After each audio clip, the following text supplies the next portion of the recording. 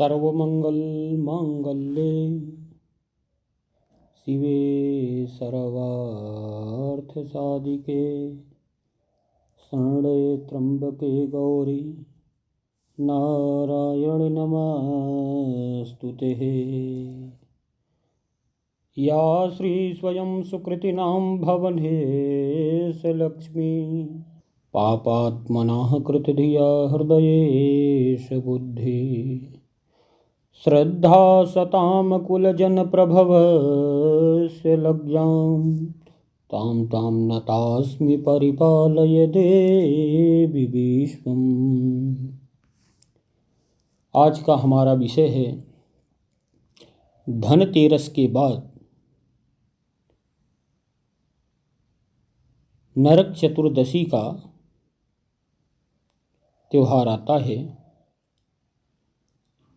जो नरकासुर के नाम से एक दैत्य बहुत प्रसिद्ध हुआ, उसी के बारे में, और भौमासुर के नाम से भी जाना जाता है। नरक चतुर्दशी की कथा आप लोगों तक हम पहुंचाना चाहते हैं। नरक चतुर्दशी किस लिए मनाई जाती है? दीपावली के 5 दिनों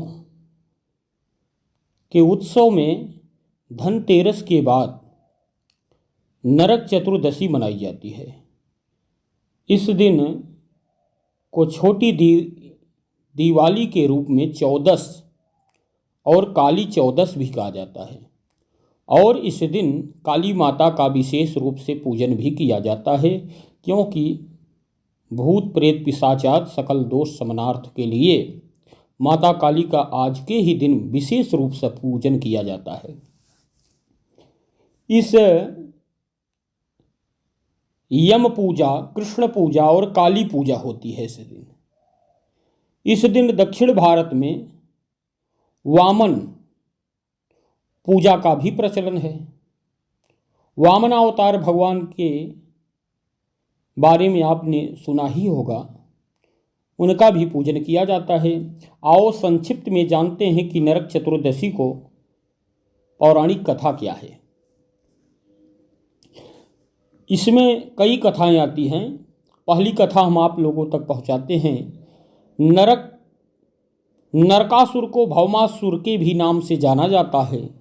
कृष्ण अपनी 8 पत्नियों के साथ सुखपूर्वक द्वारिका में रह रहे थे। एक दिन स्वर्ग लोक के राजा देवराज इंद्र ने आकर उनसे प्रार्थना की कि हे कृष्ण, प्राग ज्योतिषपुर के दैत्यराज, जिस राज्य में रहा करता था नरकासुर भौमासुर, उस राज्य का नाम था प्राग ज्योतिषपुर। प्राग ज्योतिषपुर के दैत्यराज भौमासुर के अत्याचार से देवतागण त्राहि त्राहि कर रहे हैं। क्रूर भौमासुर ने वरुण का छत्र, अदिति के कुंडल और देवताओं की मणि छीन ली है, और वह त्रिलोक विजयी हो गया है। इंद्र ने कहा, भौमासुर ने पृथ्वी के कई राजाओं और आमजनों की अति सुंदर कन्याओं का हरण कर उन्हें अपने यहाँ बंदी गृह में डाल रखा है। कृपया आप हमें बचाइए प्रभु, ऐसा सब गुहार करने लगते हैं इंद्रादि लोग। इंद्र की प्रार्थना स्वीकार करके श्री कृष्ण अपनी प्रिय पत्नी सत्यभामा को साथ लेकर गरुड़ पर सवार होकर प्राग ज्योतिषपुर पहुँचते हैं।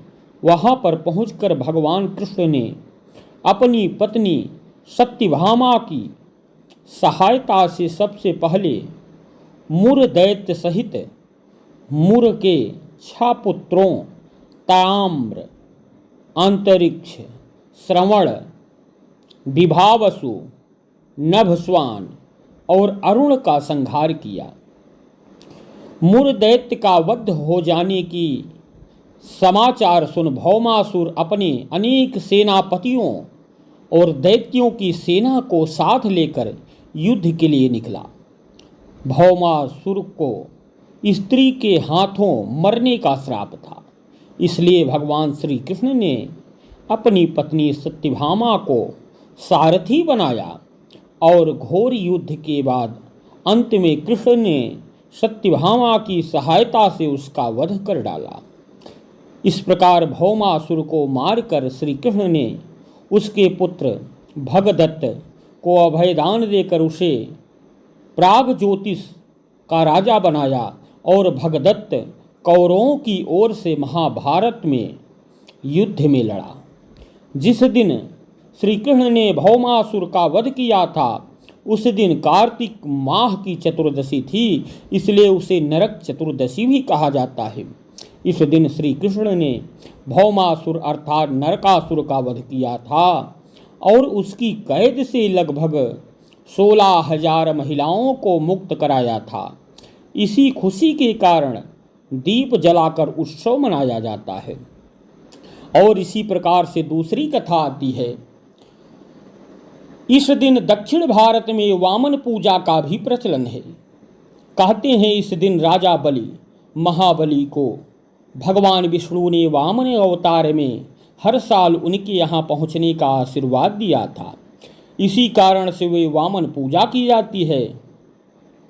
अनुसराज बलि बोले कि हे भगवान, आपने कार्तिक कृष्ण त्रयोदशी से लेकर अमावस्या की अवधि में मेरी संपूर्ण पृथ्वी नाप ली है, इसलिए जो व्यक्ति मेरे राज्य में चतुर्दशी के दिन यमराज के निमित्त दीप दान करेगा उसे यम यातना नहीं होनी चाहिए। और जो व्यक्ति इन 3 दिनों में दीपावली का पर्व मनाए उनके घर को महालक्ष्मी कभी ना छोड़े, ऐसा वरदान दीजिए। यह प्रार्थना सुनकर भगवान वामन बोले, राजन ऐसा ही होगा, तथास्तु। भगवान वामन द्वारा राजा बलि को दिए इस वरदान के बाद से ही नरक चतुर्दशी के दिन यमराज के निमित्त व्रत पूजन और दीपदान का प्रचलन आरंभ हो गया। तीसरी कथा आती है। किया है कि रंतिदेव नामक एक धर्मात्मा राजा हुआ करते थे। उन्होंने अनजाने में भी कोई पाप नहीं किया था, फिर भी जब मृत्यु का समय आया तो यमदूत उन्हें नरक ले जाने के लिए आ धमके। राजा ने कहा कि आप मुझ पर कृपा करें और बताएं कि मेरे किस अपराध के कारण मुझे नरक जाना पड़ रहा है। यह सुनकर यमदूत ने कहा कि हे राजन, एक बार आपके द्वार से एक ब्राह्मण भूखा लौट गया था, यह उसी पाप कर्म का फल है। यह सुनकर राजा ने यमदूत से 1 वर्ष का समय मांगा। तब यमदूतों ने राजा को 1 वर्ष की मोहलत दे दी। राजा अपनी चिंता को लेकर ऋषियों के पास पहुँचे और उन्हें अपनी सारी कहानी सुनाकर उनसे इस पाप से मुक्ति का उपाय पूछा। तब ऋषि ने उन्हें बताया कि कार्तिक मास की कृष्ण पक्ष की चतुर्दशी का व्रत करें और ब्राह्मणों को भोजन करवाकर उनके प्रति हुए अपने अपराधों के लिए क्षमा याचना करें। राजा ने वैसा ही किया जैसा ऋषियों ने उन्हें बताया। इस प्रकार राजा पाप मुक्त हुए और उन्हें विष्णु लोक में स्थान प्राप्त हुआ। उस दिन से पाप और नरक से मुक्ति हेतु भूलोक में कार्तिक चतुर्दशी के दिन का व्रत प्रचलित हो गया। इसी प्रकार से ये तीनों कथाएं नरक चतुर्दशी की कथा में प्रचलित हैं। इस दिन भगवान नारायण और माता लक्ष्मी और यम और वामनावतार इन्हीं लोगों का विशेष प्रकार से पूजन किया जाता है। इन लोगों को पूजा करने से व्यक्ति कभी नरक नहीं जाता है, उसे स्वर्ग की प्राप्ति होती है, वैकुंठ लोक की प्राप्ति है। कृपा करके अपने पितरों को सद्गति प्राप्ति करने के लिए नरक चतुर्दशी के दिन भगवान यम का और वामनावतार भगवान नारायण का और भगवान कृष्ण और सत्यभामा जी का विशेष रूप से पूजन करें। जय सिया राम, जय जय श्री सीताराम। समस्त भक्तजनों को राधे राधे।